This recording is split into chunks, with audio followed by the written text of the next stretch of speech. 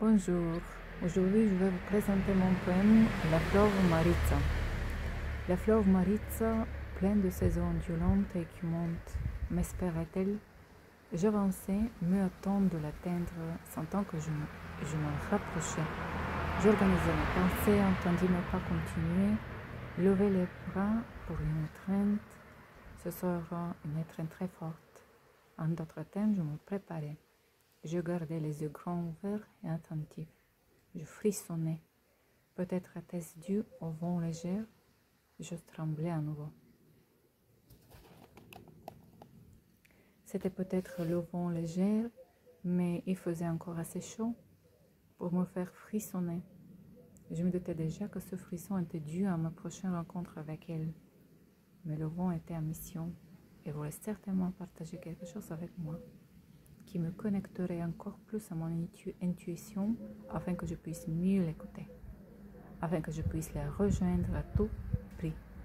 J'écoutais les sons du vent, ces bruits intarissables, parfois un lourd sifflement de ce même vent. Voilà, je ne doutais plus, je me rapprochais d'elle. L'atmosphère devenait de plus en plus intime, j'aspirais à la toucher du regard. J'entendais les mouettes, leur croissement de plus en plus fort. Elles tournoyaient au-dessus de moi. Je les voyais au loin, leurs cris insistants, complexes, mais pas insupportables. Je le savais, elles m'avertissaient.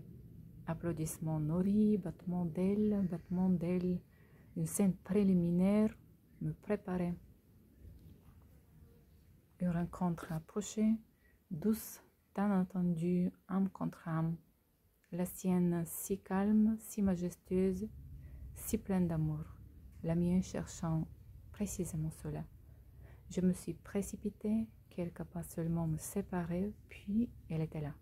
La fleur apparaissait à l'horizon. L'eau abondante, la végétation luxuriante, le soleil brûlant au-dessus de nous. Le coucher de soleil était encore loin, il faisait encore chaud.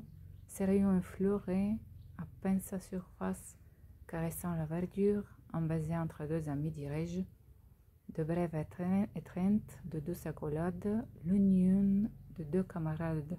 Toujours là, gardiens de leur territoire, une amitié inviolable et forte. Je me suis immiscée dans leur annoncement, un jeu, une plaisanterie. J'ai essayé de m'y joindre, je les ai observés toujours.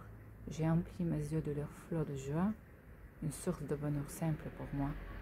J'ai poursuivi mon but, une aspiration insatiable. J'ai atteint la qualité, un simple sourire au visage, un sourire sincère, éveillé, tant entendu. Parfois, je me dis que Léo et moi ne faisons qu'un. Je me suis versée dans ses bras. Je me suis laissée emporter par son câlin insatiable. J'en ai rempli mes souvenirs. Les doux rayons du soleil ont lentement émergé. Un phénomène indescriptible, une magie inexprimable. Je le décris en quelques lignes. Il m'est resté à jamais. J'avais l'impression que l'histoire était en train de se réécrire. Hier, nous étions ensemble d'une certaine manière. Aujourd'hui, nous sommes différents d'une autre. La nuit, elle est tombée. Elle arriverait très bientôt. Nous étions pressés, effleurant le coucher du soleil du regard. De l'autre côté, les teintes brun-orangées du soleil couchant lui conféraient un charme fou, le couvrant de reflets dorés, une galerie douce et éthérée d'étranges éclaboussures de chaleur brûlante, apportait une certaine humilité, rendant mon séjour là-bas spécial. Oui, ma relation à l'eau est particulière, alors je me sens unique en sa présence, mais pas dans une version qui me fasse perdre la tête. De l'autre côté, le ciel était rose, d'une pâle et calme luminosité, et les mouettes descendaient vers nous. Cette scène me captivait de plus en plus, je voulais absolument y être. Je dirais même ne jamais cesser de l'imaginer. Je me demandais de quel côté me tourner. La lumière, ou peut-être une version atténuée, était enchanteresse. On aurait dit qu'elle cherchait à se présenter encore mieux. Je n'avais aucune intention de quitter ce spectacle des yeux.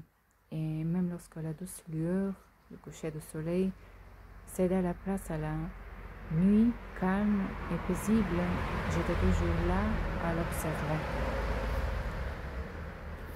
Un échange silencieux de quelques mots a suivi, sans que je laisse de SMS n'utilise GPT-Chat ou Google Traduction. Nous nous sommes simplement compris. Et tout le monde ne vous méprenait pas. J'ai utilisé certains de ces outils. Pourtant, avec les rivières, là, c'est un peu différent. On se comprend sans aucune intervention extérieure. Nos messages silencieux sont restés là, s'abandonnant à la lumière qui n'était pas inhérente à la nuit. Invisible mais toujours présente, nous croyons qu'elle est là. Nous avons foi qu'elle existe en être visible. Remplissant les nébuleuses de mon âme et de mon cœur, les petites fossettes qui sont souvent là, et que j'ai l'intention de les réduire, de réfracter et peut-être d'éliminer complètement. C'est ainsi que nous travaillons ensemble sur mes erreurs, sur mon statut d'humaine, sur tout ce qui me tourmente. C'est ainsi que nous travaillons avec mes eaux préférées, moi et elle, toujours ensemble. Merci.